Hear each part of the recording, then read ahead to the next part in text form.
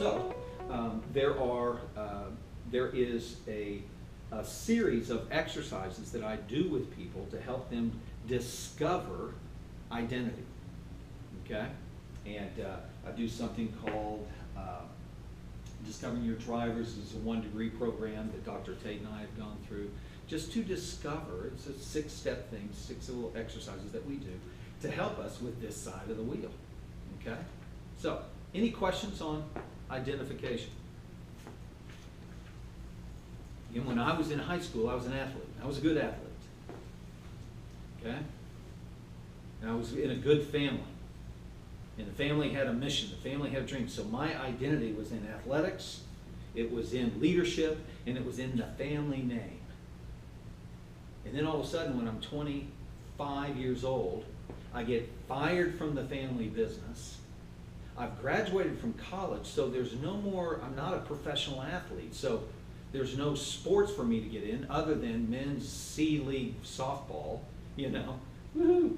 And so I was having an identity crisis at age 25 because I was still relying on my old identity in high school to support me as I went through my 20s, and it just didn't work. And so identity crisis happened in my life at that point. Make sense?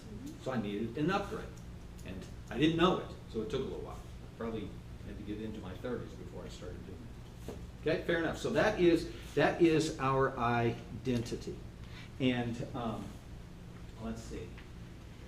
And it's making sure that our identity aligns with capital T truth, and not just with what mom has always said about me, or what my boyfriend said, or what this teacher said, but it aligns with truth. Fair enough? So again, well, how do I get that aligned with truth? Well, that's where our visualization and everything comes in. Okay. Next piece over here is not only my identity, but also is my passions. And another word that I use is drivers. The things that I love to do. Not just things I like to do. All right, Julie? But I mean, these are things that I love to do. When I do these things, I get energized. As a matter of fact, I could do these things for hours and hours and hours at a time and be energized when I get done with it. As opposed to these activities over here, I can do these activities for a couple hours and then I'm really drained. You know, I need a drink type of thing because I'm worn out. And as opposed to these things over here, oh my Jesus. Like just thinking about doing that makes me throw up in my mouth. I don't want to do that for a second. Can we put house cleaning on that list? Exactly, yeah, just things like this. Like, there are things, but if we're not careful, what we will do is, in our quest, when we get out there in life, we have these pressures. And so we go, oh my gosh, I need a job. So what we do is we go out and look for a job that's going to pay me a certain amount of money. But because I wasn't connected with this side over here, I make a decision to take a job that doesn't align with my identity or my passions. And so now, why do I hate this? This place is stupid. No, that was a poor decision on your part. But unfortunately, now I've got the job. The job's giving me the money. And I go, man, I don't know if I can leave this money. If I lose money, what am I going to do? So I stay there.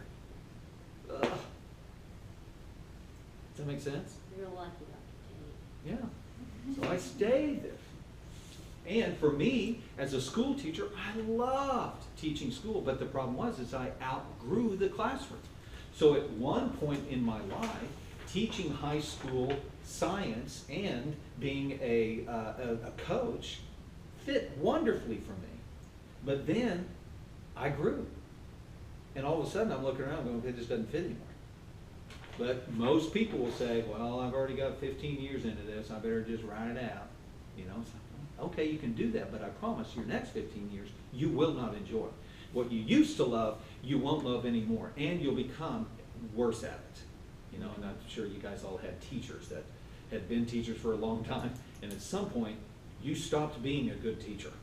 You know, it can be really, really difficult with that. Okay?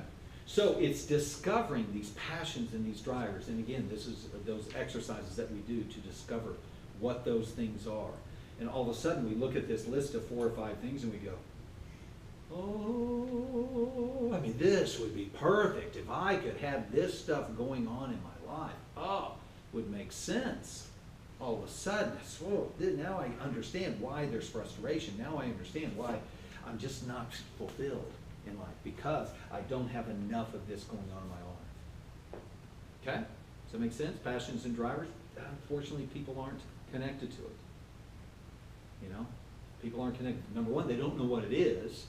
And number two, when they discover what it is, they're already in a situation where they're going, well, I can't make that happen. So you're screwed. You know? I got to live a life of like, and that's no good. You were made for more than that. And so it's not that you quit your job because there's not enough drivers in it, okay? There's definitely a transition. We don't want to just, I'm going to quit. Now I'm going to go over here. Oh, I need a paycheck, you know? So we've got to be careful with that. But it's just aligning our life with more and more of the things that are inside of us. Having somebody that can help you discover that stuff, okay? So any questions on that? How many of you guys, gals, sorry about that. When I say guys, I mean guys and girls. I had a lady one time, an older lady, come up to me after a speaking engagement. She goes, well, I just want you to know you totally left me out of everything today because you kept saying guys. I mean, she was upset. I was like, oh, sorry. I mean, yeah, she was mad at me. She was an older lady. She's like, sorry, ma'am. Hey guys. In Oklahoma, everybody is you guys. Yeah. I know. It's like we're going to have a pop or we're going to have a Coke. Coke doesn't mean Coke. Coke means like anything, you know? Yeah. So, okay, so our next piece here, and this one is huge, is your story. First of all, how many of you guys on your passions and drivers had numbers that were lower than where you would like for them to be? Yeah. Okay? All right. Then there is some work to do there. Clay, what is that work? Well, that's kind of, there are all kinds of different ways to move, to go about doing that. Next of all, we get to our story. Unfortunately, most people out there are running from their story. Most people out there are trying to create a new story. Most people out there today are trying to disconnect from that and trying to create this. Does that make sense? Yeah. And I'll just let you know, it's impossible to do. Okay?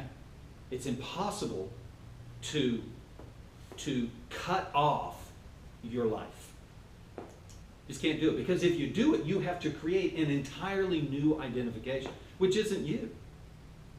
And so all of a sudden you may have created this new thing, but it's fake.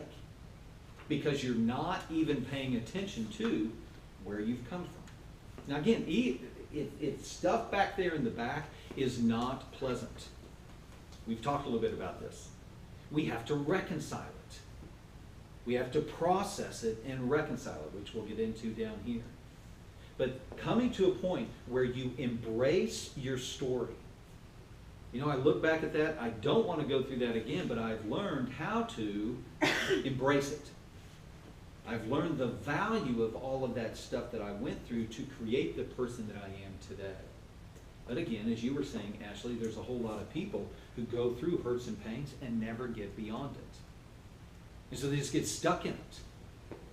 And so, of course, when they think about, you know, embracing, they're going, yuck, my life has never gotten any better. So why would I want to embrace this type of thing? Well, it's because we're not navigating and moving through. We have actually began to unintentionally identify with hurt and pain. I'm adopted. That is my identity. Just talked with a guy earlier this week. That is the big thing in his life. He is now in his 50s. But his big voice that he hears all the time, that he wakes up with is, I don't belong. That's not, that's for him. Somebody else's could be, I'm divorced. Somebody else's could be, I had an abortion. You just go on and on and on. Where we identify with that hurt rather than processing the hurt because we're identifying with the capital T truth. Fair enough? So, was he adopted? Yes. But that is a Small t. That's a circumstantial truth. That doesn't identify you. It just is something that's true that was in your life. How can we take that and move forward with it? So that's a part of his pictures and everything like that, is seeing that picture of him belonging, him being embraced. First by the Lord, then by himself, and then by others. Why is it that relationships have been so difficult for you? Because he doesn't belong anymore. Why don't you belong? Because I'm adopted. Does that make sense how all that works? How you think leads to your feelings, leads to your beliefs and actions. So it's learning how to embrace your story. And there's an exercise that I do with people here called a sticky note timeline. And it's putting your entire life on a timeline. And it ends up being about this size. So you can open it up and you can see your life at a glance. And there's different colors. And the negative parts in your life are a certain color. I know, it's very, very revealing, because I mean, in my life, it's like everything's yellow, everything's going well, and then there's this big space of red. That's where the wheels came off of it. You know, that was 25 to 37 years old. Right there. So the question is, Clay, have you resolved each of those red pieces? If you haven't, you may want to take a look at some of them and resolve that and reconcile them so they don't become anchors for you. It's a very powerful exercise to go through. And so, learning how to embrace our story. Does that make sense? Mm-hmm. How many of you guys had numbers that were lower than what you would have liked for them to be when it comes to your story? Numbers super low, but I'm working on it. Okay. Pretty much, I was asked to write out, and it's a one-pager, but it's been taking about a month and a half. So. Yeah. But, good. That's fantastic. That's fantastic. Again, it can be so easy for us, Tiara, to look back there and go, oh, there's no value. It's all stupid. You know, I've got all, it's all hurt, that's all. But it's your life. So somehow we have to learn and embrace the things that were done. Remember the fire, hammer, water type of thing, and having that perspective that allows us to look, and then all of a sudden we have a dream and we go, oh, well, that changes everything, because we get new pictures. That makes sense? Pictures lead to perception. Perception leads to patience. Which is great. I think it was actually you a while back that asked that question too. How can I become more patient? You know, well, some more pictures. So this might help next time you think about, or the next time you interact with your child's father. That might help you in that interaction. Okay, maybe earlier this morning. I'm just picturing it while you're talking to Jessica. Yeah. Okay, so I talked about all of these three pieces right here are what I call the discovery piece of personal growth.